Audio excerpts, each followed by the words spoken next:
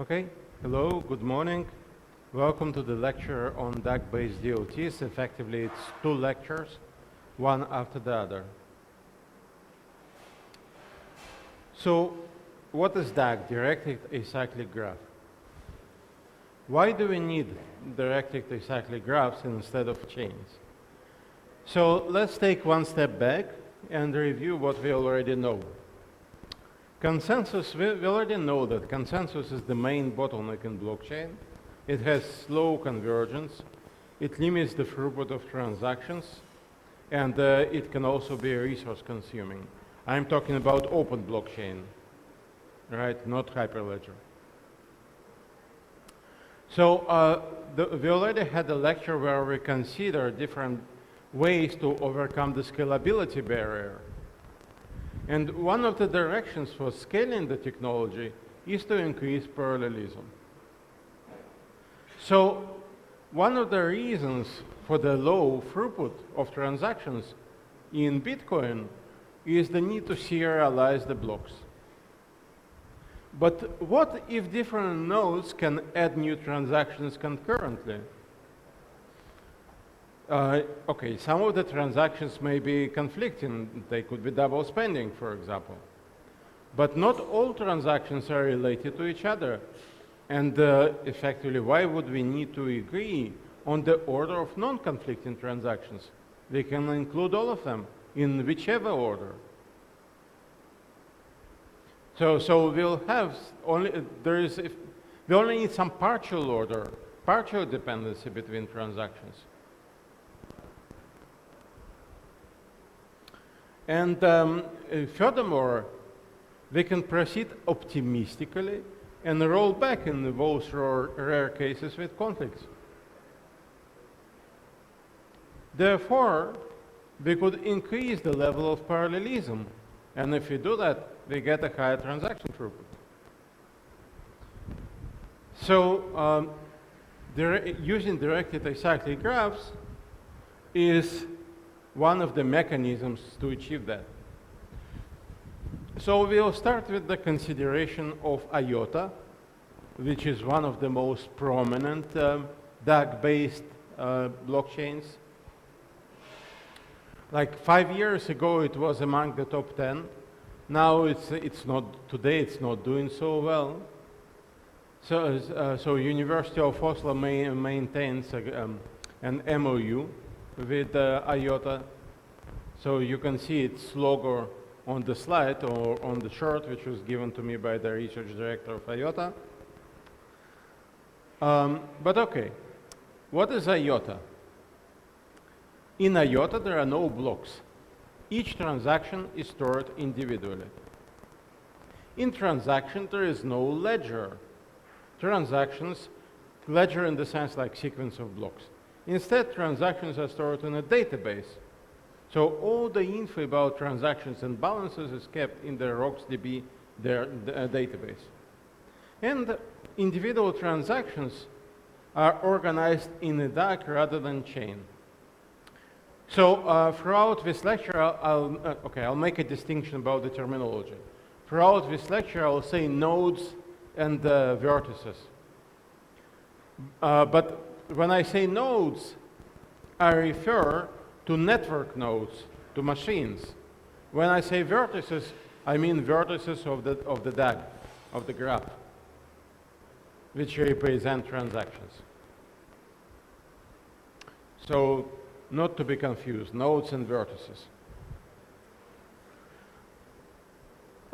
So in IOTA, each vertex represents a transaction.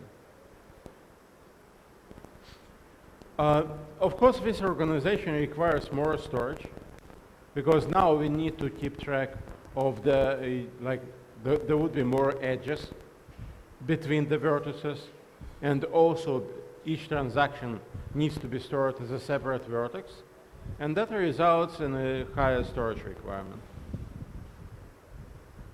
So compared to, say, Bitcoin, IOTA requires more storage.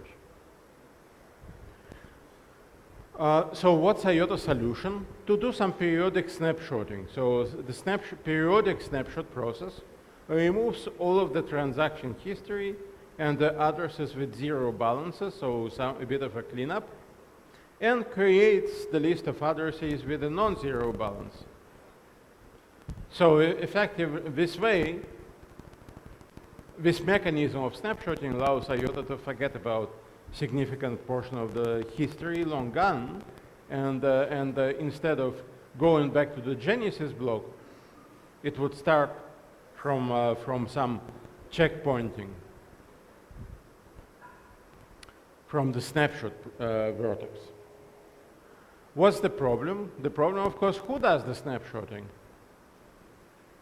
So snapshotting process requires some degree of centralization, and that's the disadvantage.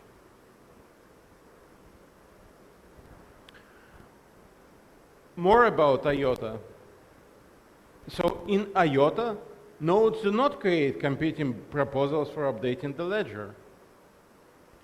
Instead, whenever a node wants to issue a transaction, it just issues a transaction. Okay, I'll explain. It's more complicated than that. Of course, I'll explain the exact mechanism for creating a new transaction and a new vertex in a DAG. But the principle is simple. There is no batching of transactions into blocks. And if a node wants to issue a transaction, it would execute some algorithm to build the edges. It would create a new vertex. And it would broadcast the vertex. And hopefully every other node in the network would append this vertex to the graph.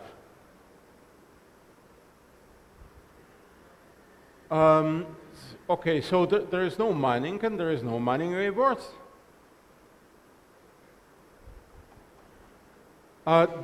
However, there are some mechanisms.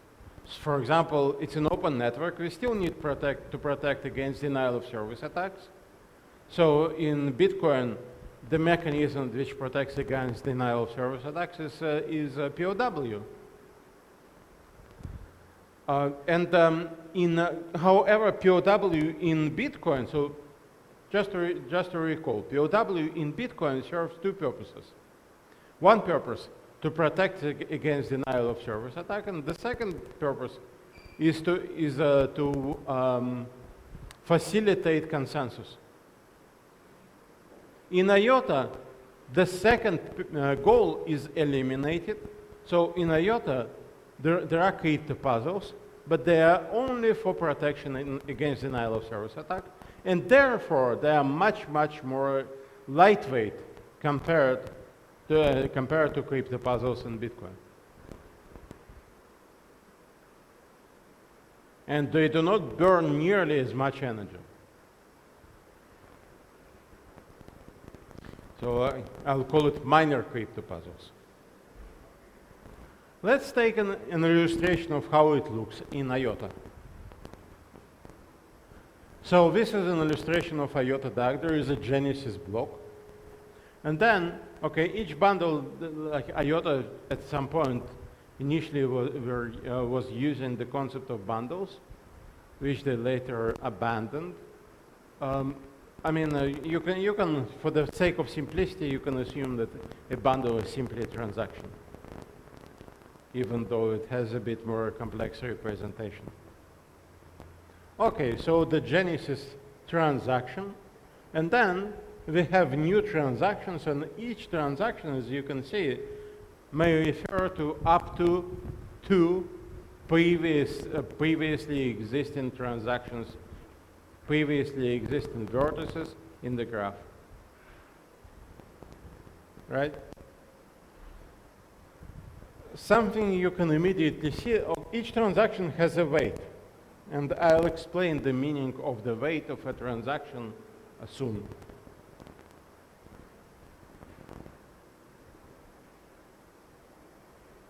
So,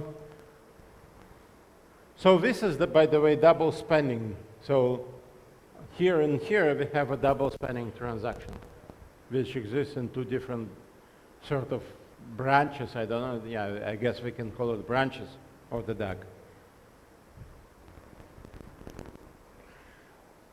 Something else. you can see that most of the vertices have incoming edges, but the most recent ones do not. So the most recent vertices without incoming edges are called tips of the DAG in IOTA terminology.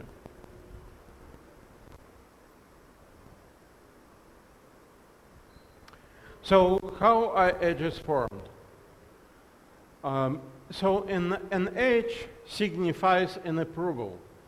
So whoever issued, say, transaction H, saw transactions F and E and verified their correctness, and in order to confirm that, it's like a signature.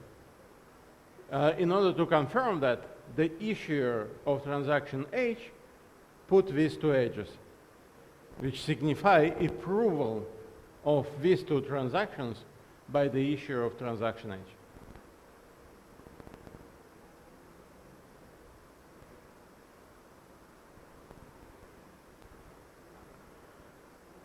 Okay, we are going to see more of such diagrams soon. So what you see here is well, it's not a ledger. In IOTA terminology, they use the word tangle to refer to this DAG-based structure. So they do not say ledger, they say a tangle. But effectively, it's a DAG. So the DAG is replicated on 3 nodes in the network, in this example. And you can see it by coloring. So different nodes in a distributed system can be out of sync with respect to each other, which means that at any given moment in time, each node would see a slightly different picture. All nodes would know about the Genesis block or the Genesis transaction. But not all nodes would know about the most recent transactions, right? And this is the reason for the divergence in views. It's called a view of the node. So here we have 3 different views. This is the view of node 2, this is the view of node 1, and this is the view of node 3. Okay?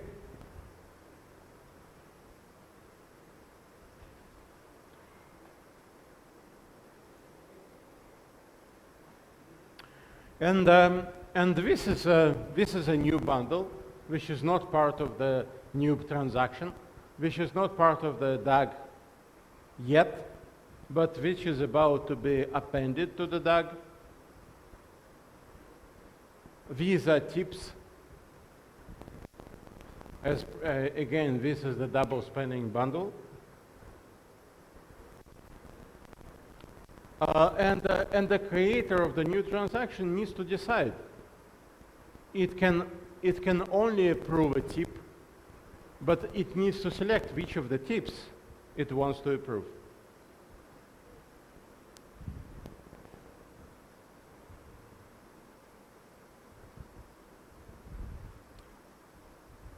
So here's the algorithm for creating a new transaction and extending the tangle accordingly.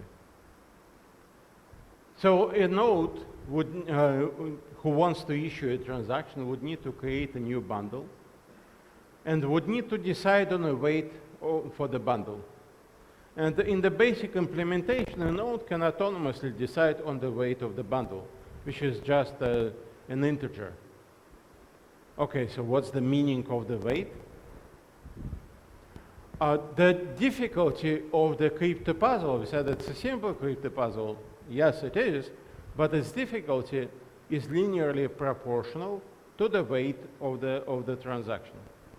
Okay, so this limits the weight from above, right?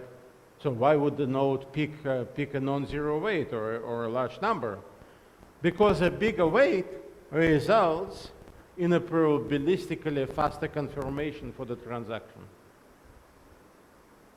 So essentially, the node issue, the issuer of transaction needs to decide if the issuer wants to go for a fast confirmation and then put more resources into the crypto puzzle, or if the node doesn't care. And then the node can assign, it cannot assign a 0 weight, but it can assign a weight of 1. I believe this is the minimum possible value. Okay, so again, the issuer creates a new bundle, decides on the weight, solves the crypto puzzle, whose difficulty is proportional to the weight, and then it needs to decide which two existing tips to approve. And the algorithm to do that is actually quite elaborate and not simple.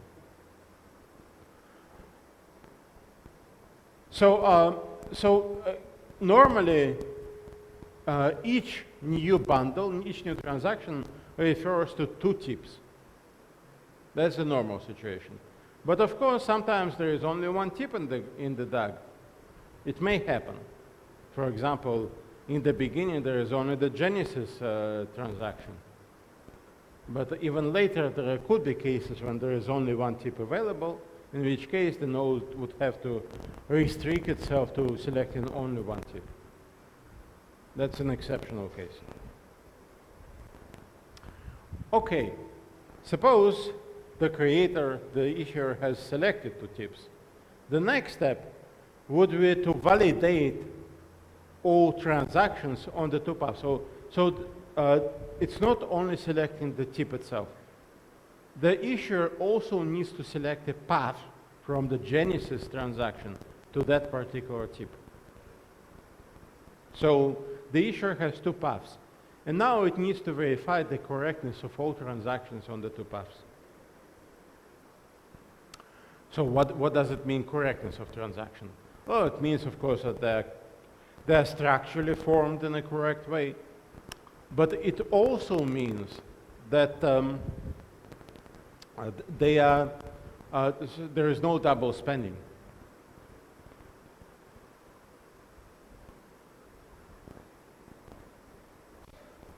And if there is a problem, for example, double spending is detected, then the selection algorithm for the tip and for the path is performed anew until the issuer finds a correct path.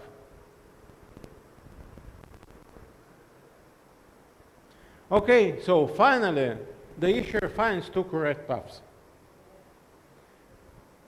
At this point, it sets the two edges and it propagates the new transaction with the two tips throughout the network. And every receiving node performs a chip validity test, checking just the integrity of the bundles along the path. So would not be checking the double spending. Which means that double spending can effectively creep in if the sender is, or if the sender of the creator of a bundle is malicious. It may introduce double spending. Or rather, maybe not introduce double spending, but it may confirm two transactions or two paths which include double spending.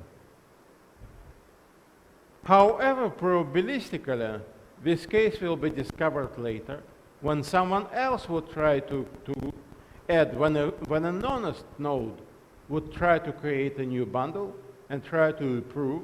At this point, it would do the detection and discover that there is double spending. So what happens in the case of double spending? There is no punishment. What happens is the following.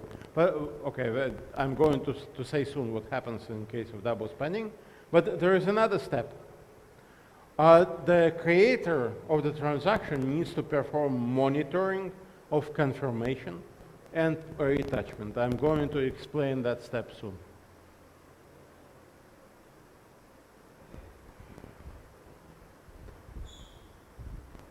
So this is the same DAG. So now we can see how it works. Uh, the selection of the tip and of the path is what's called a random walk algorithm. What is a random walk algorithm? So some of you may already know, but I'll explain. Random walk algorithm means I walk on the road, I come to the crossing, now I have several ways. I can go to the left, I can go to the right, I can go straight. I flip the coin and I decide which way I go. Okay, I selected left. Next crossing, I flip the coin again. And I continue this process. If the graph contains loops, I can go indefinitely in the loops. However, in a directed acyclic graph, it doesn't have any cycles, so the process would always stop. All right?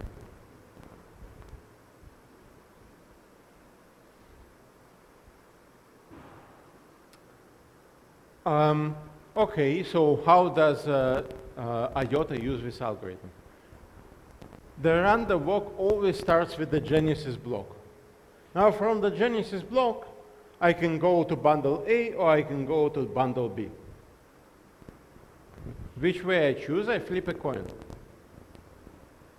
However, the random walk in IOTA is weighted. What does it mean? Bundle A has the weight of 1, but bundle B has the weight of 3. It means that bundle B gets 3 times as high of a chance to be selected as bundle A. So I flip a coin, but the selection is not uniform. It's governed by weights. And that's why the random walk in IOTA is called weighted. Okay, suppose I selected bundle B.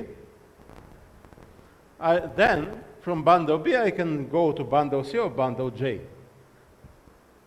I toss another coin, select C.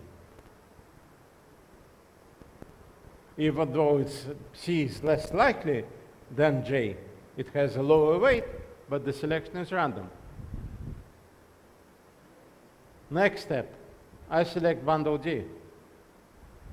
Next step, I select bundle F. By the way, from bundle G here I had only one choice. Then select bundle G. And here I stop. Now, this is how I find one path and one tip. I repeat this process twice, and then I select the correctness. And if it happens that on the second time I will go this way and hit bundle D tag, D prime, at this point I detect double spending.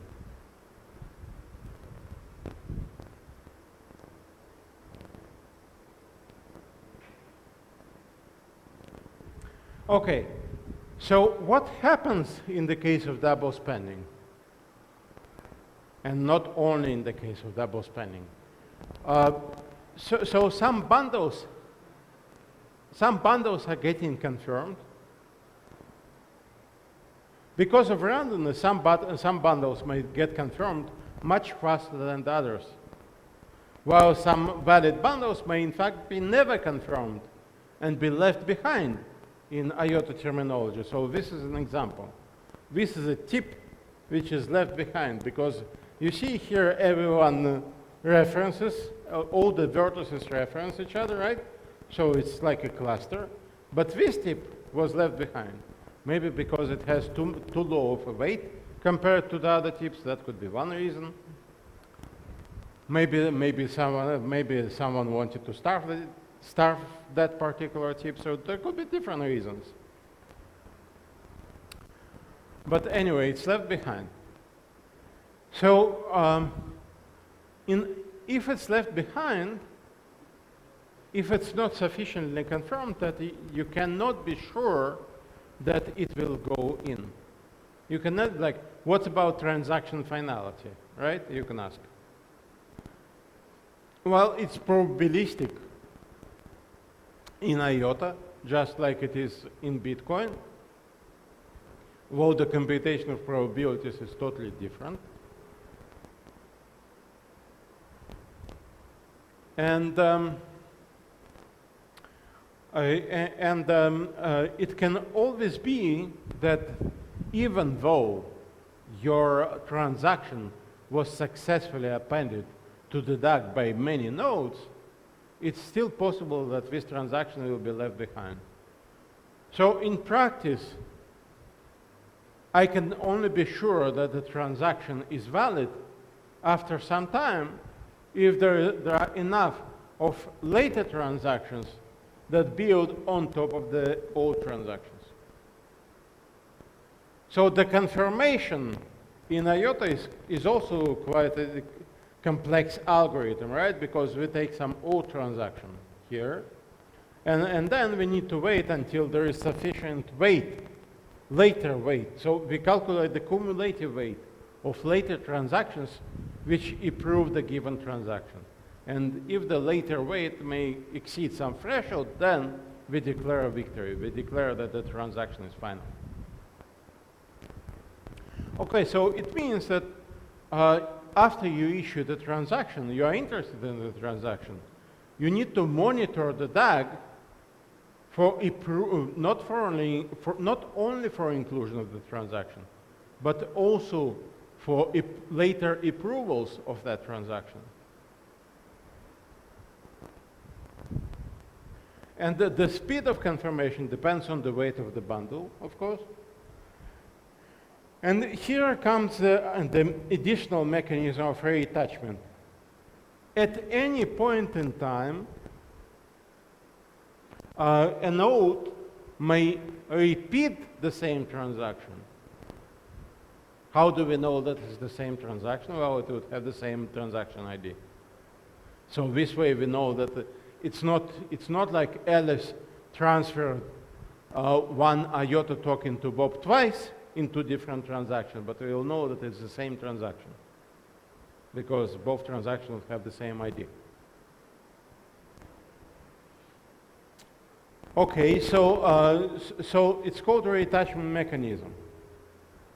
The same transaction can be injected by the same node again at a later point in time. Why? Because maybe the first transaction was left behind. So it got never confirmed. Then we need to, it's called a reattachment. We take the same transaction and attach it in a different place in the DAG.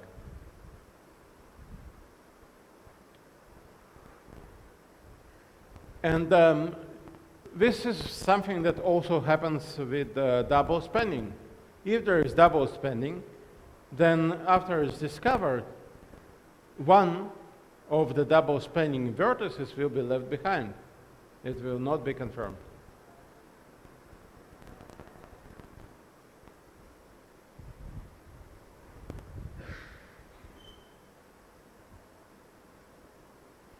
What about attacks on IOTA?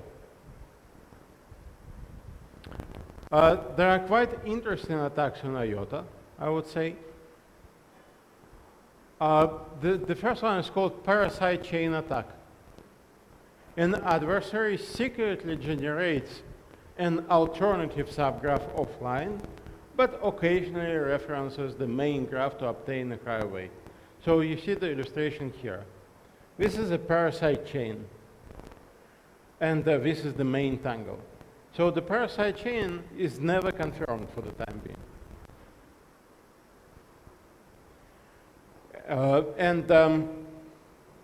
And there is double spending transaction. You see, in a parasite chain, the double spending transaction was there from the very early stages, almost from the beginning. And then later, the attacker injects a double spending transaction. Much later, the attacker would inject a double spending transaction in the main chain. So of course it gets confirmed in the main chain. Of course, I mean, most likely it gets confirmed in the main chain. So the attacker would get some goods or services for that transaction. And at this point, the attacker would release all the vertices in a parasite chain. What's the idea? The idea is that because there is so much weight in the parasite chain, it will likely be confirmed, and while this transaction is just a new transaction, then it's likely that the newly appended bundles or transactions would approve the parasite chain and not this one. So the double spending will be detected, yes, but at this point, this transaction will be left behind, while the parasite chain will become a legitimate part of the main chain.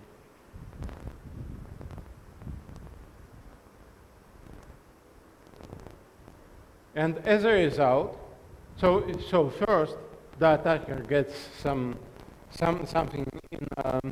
gains something in return for this transaction. Then this transaction will be left behind, and then the attacker gets some goods or services as part of this transaction. So it's a variation of the double spending attack, but in the DAG-based world.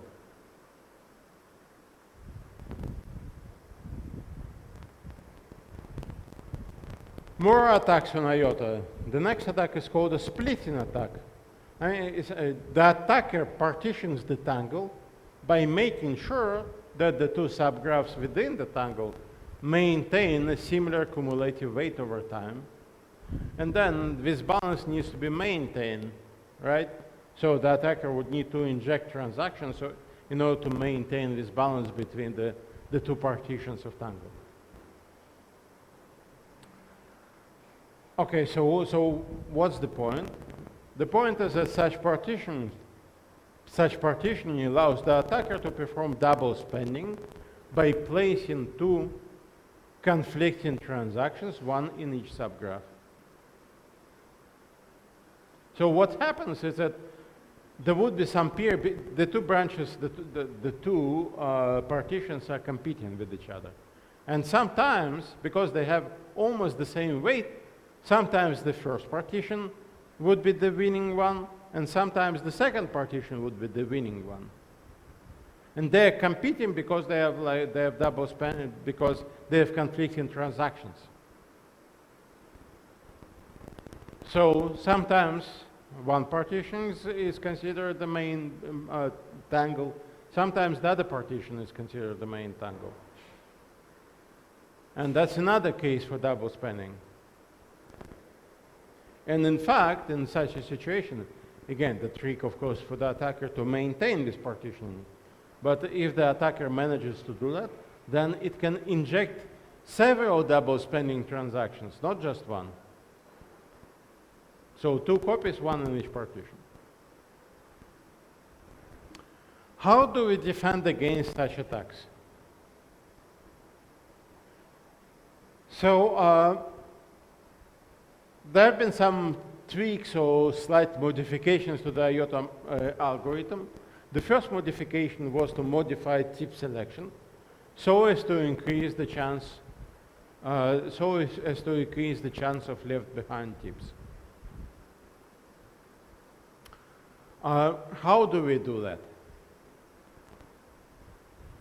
We can increase the chance of having left behind tips if by slightly changing the random walk algorithm. So the basic idea of random walk is suppose we need to take a decision. Suppose we have weight 1 and weight 2. So vertex V1, or okay, let's say transaction TX1 has weight W1, and TX2 has the weight of W2. Okay? In this case, so the basic algorithm selects TX1 at the intersection, right?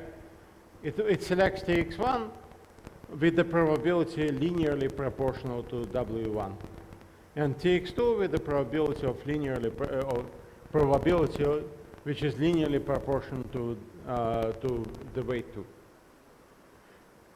However, it doesn't need to be linearly proportional. We can introduce, for example, quadratic dependencies, right? We can say the choice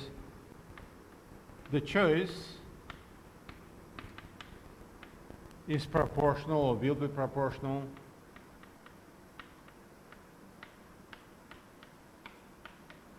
to W squared instead of W.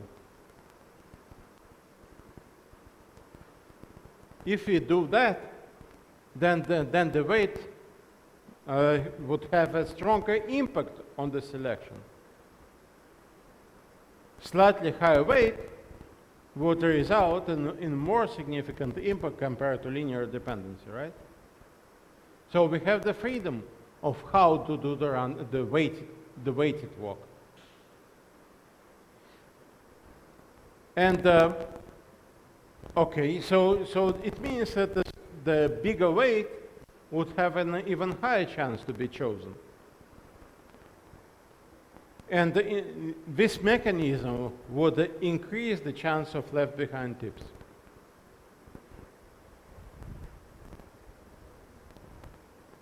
So doing that has been proven to improve protection against splitting attacks. However, the negative effect is that it increases the amount of left behind tips. And then it increases the need for retouchment mechanisms, or retouchment would need to be done more often.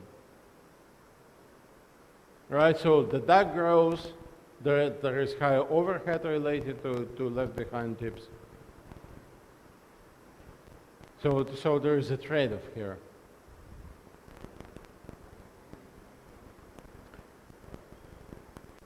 Another question we may want to ask is about the incentives of nodes in IOTA. There are no rewards, as mentioned, for mining. There are no transaction fees. So the question of incentive arises. Why would the nodes do what they are supposed to do? Why would the nodes correctly follow the algorithms? Well, I mean, in general, the assumption is that the nodes, most of the nodes, would be interested in correct functioning of the system. But not only that, each node would be especially interested in acceptance of the transactions by that node. So there is an incentive. And the incentive is based on the acceptance of transactions by the node itself. So how does this incentive apply to different cases? What's the overhead? The overhead is to compute POW, short crypto puzzle. Okay, the node would need to do that in order to get the own transaction confirmed. So the node would want to do that. The node would also need to execute this complex and maybe computationally expensive, well, it's not very expensive, but at least it's non-trivial random walk algorithm. Why would the node proposing a new bundle or transaction want to execute the random walk at all? Why not select some random tips instead of doing the random walk? The node could save resources if the node could just pick the tips randomly, the two tips randomly, instead of executing the random walk. So why would the node do the random walk? And the reason is that probabilistically the tips chosen by the node have the highest weight. They have higher weight then that had a higher cumulative weight compared to the other tips. And therefore, it's very likely that whoever wants to append a new block later, new transaction later, would also select the same path. And if instead I pick a path with lower weights, then my transaction will take longer to be confirmed by the others. So that's the logic.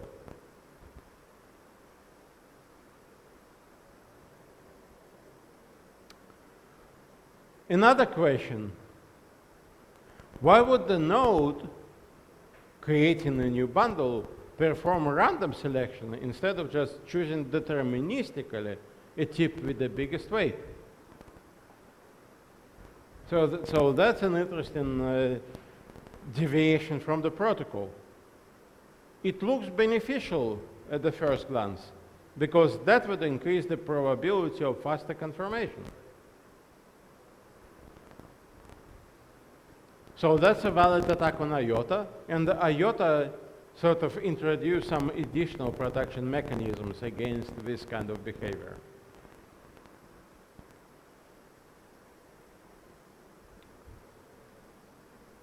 Okay, what about performance of IOTA? The typical IOTA throughput has been reported at around 50 transactions per second. So it's better on Bitcoin, but it's not very impressive compared to, say, Fabric. In stress testing, they somehow report 500 transactions, but of course, like, this is not what people have observed in their actual deployment. As mentioned, it requires significantly more storage space compared to a chain-based ledger, but this is mitigated by periodic snapshots. And because of the snapshot, one of the criticisms on IOTA is potential centralization. And another thing is discovery of double spending may take a lot of time, which is a problem, right?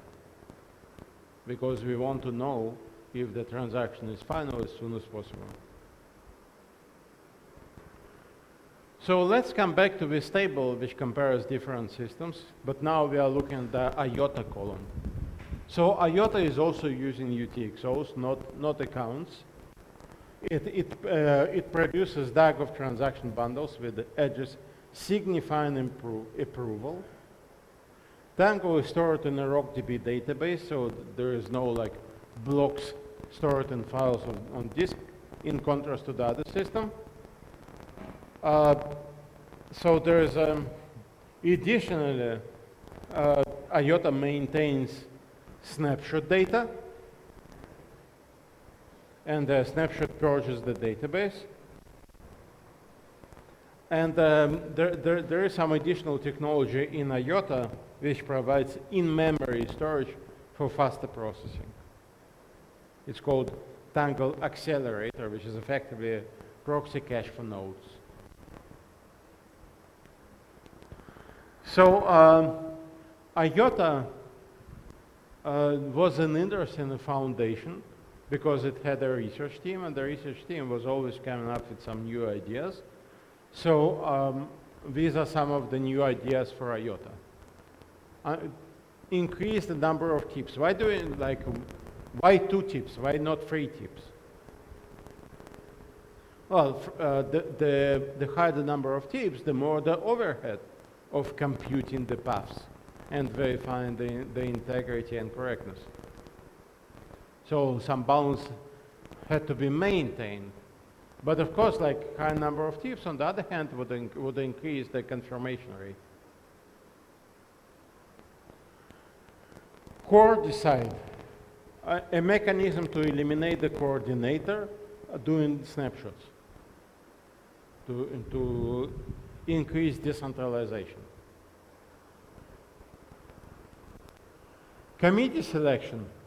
So at some point, they were running around with the idea of consensus being run by a committee, similar to Algorand and other systems using committees. A reputation system. So they wanted to introduce a reputation system to individual nodes. And the reputation system would give, for example, mana to nodes according to the quantity of tokens they own. So mana is like a reputation. Or it's like it's similar to proof of stake, but it's different. And node would use the tokens for weights of their bundles and for committee selection. And also, IOTA played around with the different tip selection algorithms and different convergence. Even convergence metric, I mean, when, again, the question, when should we declare a victory? When can we say that the transaction is final? It's not simple in Bitcoin. To recall, the Bitcoin client declares victory after six subsequent blocks. But this is just a random number, right? So when should we declare a victory in IOTA? That's not a simple question. So there was some research based on that. Okay, so at this point, I would like to thank you, and this is the end of the lecture.